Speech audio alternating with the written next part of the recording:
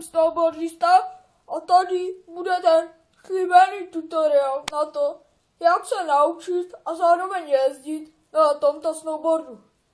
Pro dnešek bychom začali padajícím listem.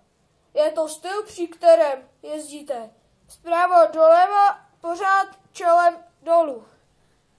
Zprava doleva. Zprava doleva. A takhle vlastně sjedete až dolů, kam přejedete na vlek a můžete jet znovu nahoru.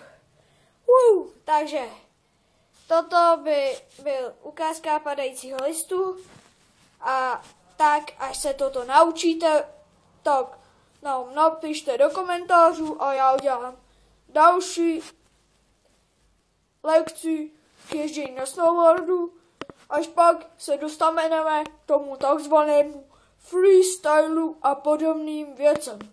Takže děkuji za pozornost a nashledanou.